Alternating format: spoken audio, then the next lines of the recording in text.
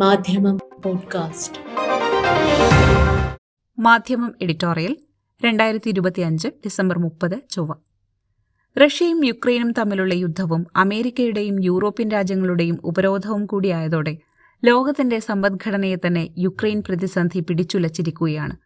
അതിൽ നിന്ന് കരകയറാനുള്ള ഏത് നീക്കവും പ്രതീക്ഷയോടെയാണ് ലോകം നോക്കിക്കാണുന്നതെന്ന് മാധ്യമം എഡിറ്റോറിയൽ ചൂണ്ടിക്കാട്ടുന്നു. യുക്രൈൻ സമാധാന ചർച്ച പ്രത്യാശയിൽ മുന്നോട്ട്. 4 വർഷമായി തുടരുന്ന യുക്രൈൻ യുദ്ധം അവസാനിപ്പിക്കാനായി തുടരുന്ന സമാധാന ചർച്ച പരമ്പരയിൽ ഒന്നുകൂടി ഞായറാഴ്ച അമേരിക്കയിലെ ഫ്ലോറിഡയിൽ നടന്നുകഴിഞ്ഞു. യുക്രൈനും റഷ്യയും തമ്മിൽ അമേരിക്കൻ പ്രസിഡന്റ് ഡൊണാൾഡ് ട്രംപിന്റെ മാധ്യസ്ഥത്തിൽ അയഞ്ഞും മുറുകിയും മുന്നോട്ടു പോകുന്ന ചർച്ചയിൽ ഗണ്യമായ പുരോഗതി ഇരുകൂട്ടരും അവകാശപ്പെടുന്നു. 2-3 മുള്ളുകളുടെ കുരുക്കിലിഴയുകയാണ് ചർച്ച എന്നാണ് ട്രംപ് ഫ്ലോറിഡ മാർ-എ-ലോഗോയിലെ കൂടിക്കാഴ്ചയ്ക്ക് ശേഷം അറിയിച്ചത്. സമാധാന സംഭാഷണത്തിന് മാർഗരേഖയായി നിശ്ചയിച്ച 20-ദിന സമാധാന പദ്ധതി നിർദ്ദേശങ്ങളിൽ 95% ഒത്തുതീർപ്പായി എന്ന് ട്രംപ് പറയുമ്പോൾ 90% പരിഹാരമായി എന്നാണ് യുക്രൈൻ പ്രസിഡന്റ് വ്ളാദിമിർ സെലൻസ്കി പ്രസ്താവിച്ചത്. അടുത്തയാഴ്ച തന്നെ ഇരു രാജ്യങ്ങളിലെയും ഉന്നതതല സംഘങ്ങൾ തമ്മിൽ ചർച്ച തുടരുമെന്നും അദ്ദേഹം അറിയിച്ചിട്ടുണ്ട്. റഷ്യൻ അധിനിവേശത്തിൽ നിന്ന് യുക്രൈനെ മോചിപ്പിക്കാനുള്ള നിരവധി വിഷയങ്ങളിൽ ഇരു രാജ്യങ്ങളും അമേരിക്കൻ മാധ്യസ്ഥത്തിൽ ധാരണയായെങ്കിലും കടന്നുകയറ്റത്തിലൂടെ പിടിച്ചെടുത്ത 20% ഭൂമിയിൽ നിന്ന് പിന്മാറാനുള്ള നിർദ്ദേശമാണ് റഷ്യയ്ക്ക് ഇനിയും ദഹിക്കാതെ കിടക്കുന്നത്. കിഴക്കൻ യുക്രൈനിലെ ഡോൺബാസ് മേഖല കൈയടക്കിയ റഷ്യ അത് വിട്ടുകൊടുക്കണമെന്നാണ് സെലൻസ്കിയുടെ വിട്ടുവീഴ്ചയില്ലാത്ത നിലപാട്.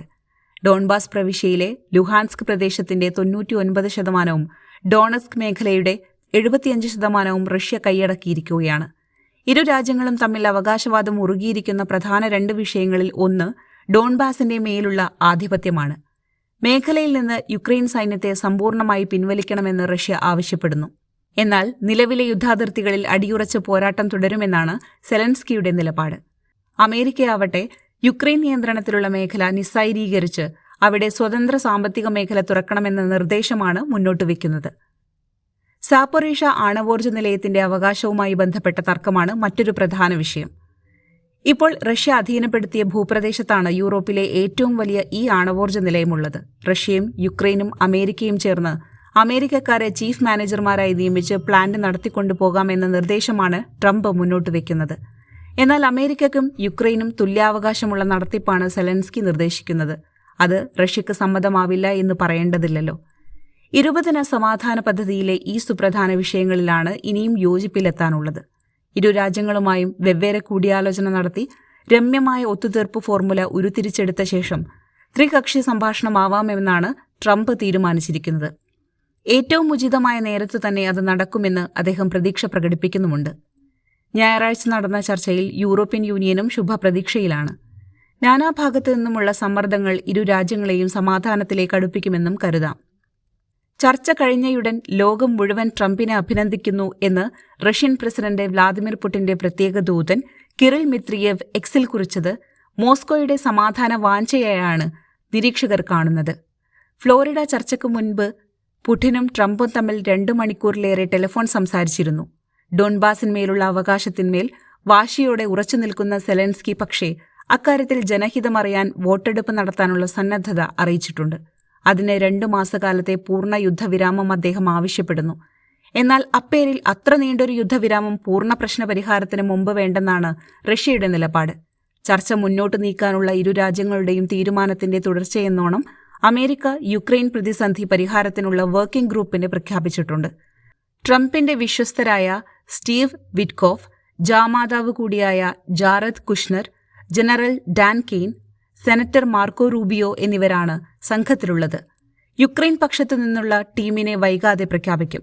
സമാധാന കരാറും യുദ്ധാനന്തര പുനർനിർമ്മാണവും സുരക്ഷാ സജ്ജീകരണങ്ങളും ഇരുവിഭാഗവും കൂടി ചേർന്ന് തയ്യാറാക്കും.